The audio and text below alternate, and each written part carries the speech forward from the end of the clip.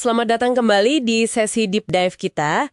Kali ini kita mau gali lebih dalam soal satu tradisi vokal yang unik banget dari Sunda. Namanya seni beluk. Betul. Mungkin Anda belum terlalu sering dengar ya, tapi ini menarik sekali. Ya, sumber-sumber kita juga nunjukin gitu. Ada dari telaah bahasa, catatan ritual, sampai tantangan zaman sekarang. Pokoknya ini warisan budaya yang kaya banget. Dan penting untuk kita pahami kayaknya. Nah, misi kita kali ini simpel aja. Kita coba ekstrak esensi beluk ini. Apa sih beluk itu? Kenapa penting? Dan apa yang bikin dia spesial? Sekaligus sekarang kok katanya terancam. Oke, siap. Mari kita bedah bareng-bareng. Sip. Kita mulai dari namanya dulu deh, beluk. Sumber kita nyebut ini dari ba, artinya besar, sama aluk, teriakan nyaring. Jadi intinya suara keras yang jauh gitu ya. Iya, secara harfiah gitu. Tapi lebih dari sekedar keras. Ini apa? Nah, intinya itu di teknik vokalnya. Dia kan akapela, tanpa musik. Suaranya tuh melengking tinggi, kuat banget, terus penuh liku-liku. Atau meluk.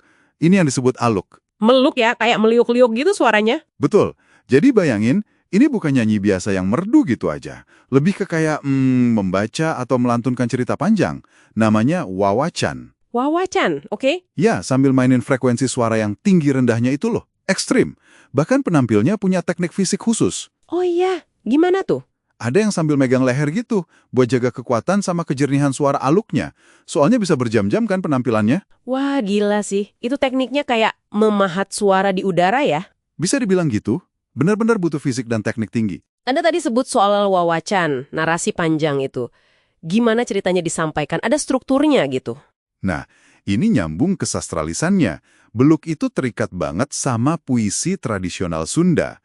Namanya pupuh. Ah, pupuh, pernah dengar sekilas. Iya, ada banyak jenisnya, belasan malah. Masing-masing pupuh itu punya kayak semacam cetakan musikal sama emosinya sendiri. Maksudnya gimana tuh, cetakan? Jadi ada aturan soal jumlah baris, suku kata per baris, vokal di akhir barisnya gimana. Nah, aturan ini yang nentuin nuansa lagunya. Misalnya nih, pupuh gambuh. Itu iramanya khas buat gambarin suasana bingung atau ragu di cerita. Oh, jadi tiap pupuh bawa rasa yang beda-beda ya? Persis. Ada buat sedih, senang, marah, nasehat. Ini nunjukin betapa canggihnya beluk buat jadi medium pewarisan cerita, nilai, sejarah.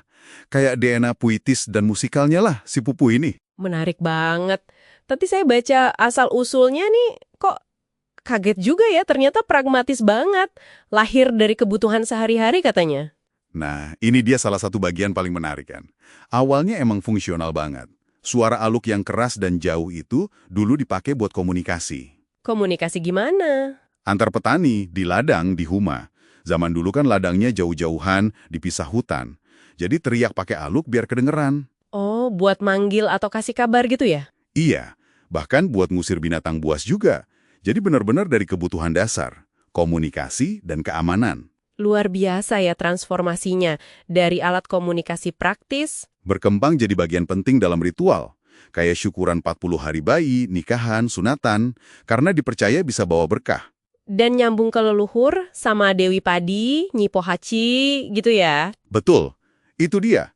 Gimana fungsi sehari-hari bisa jadi ritual yang penuh makna. Keren kan?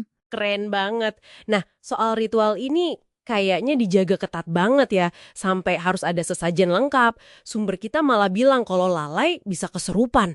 Serius itu. Wah, iya. Kepercayaan itu nunjukin betapa dalamnya dimensi spiritual beluk. Sesajen itu bukan cuma pajangan, tapi simbol. Simbol komunikasi sama alam goib dan leluhur gitu. Tepat.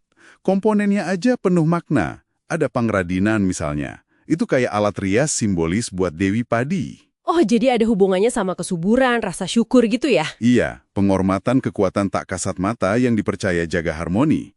Makanya kalau lalai, dianggap bisa ganggu keseimbangan itu. Jadi kesakralannya tinggi banget. Tapi sayangnya sekarang kondisinya beda jauh ya. Sumber-sumber kita bilang beluk ini udah langka sekali ditemui. Iya. Ada krisis pewarisan budaya. Sampai disebut nama Abah Muh dari Tasikmalaya. Itu salah satu maestro terakhir di daerahnya.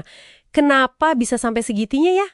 Ini sih, ya potret klasik tantangan seni tradisi di era modern ya. Banyak faktor. Modernisasi, terus dianggap ketinggalan zaman. Teknik vokalnya susah juga kan tadi katanya? Nah, itu juga. Sulit dipelajari, butuh dedikasi tinggi. Terus durasi pertunjukannya bisa semalaman suntuk loh. Wah, iya sih. Anak muda sekarang mungkin kurang sabar ya. Bisa jadi, kurang tertarik, atau bahkan emang nggak kenal sama sekali. Jadi regenerasinya sulit banget. Terus gimana dong? Ada harapan nggak buat Beluk ini? Harapan sih selalu ada ya. Ada kok upaya pelestarian dari komunitas, misalnya kelompok Mitra Sunda.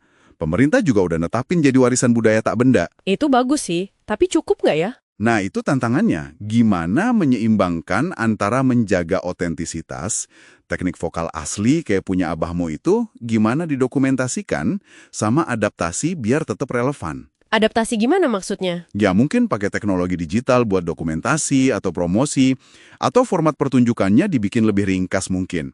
Tapi ya itu, gimana caranya biar nggak mengencerkan ruh Beluk itu sendiri. Itu PR besarnya. Oke, jadi dari semua ini apa nih artinya buat Anda, buat kita semua? Seni Beluk ini kayak jendela ya, buat ngintip cara hidup, kepercayaan, sama kecerdasan adaptasi orang Sunda dulu. Betul. Gimana kebutuhan dasar banget bisa melahirkan seni yang kompleks dan spiritual kayak gini. Iya, dan ini ngingetin kita kalau warisan lisan kita tuh kaya banget, tapi juga rapuh ya ternyata. Yang menarik buat saya sih pergulatan si tradisi ini sendiri ya.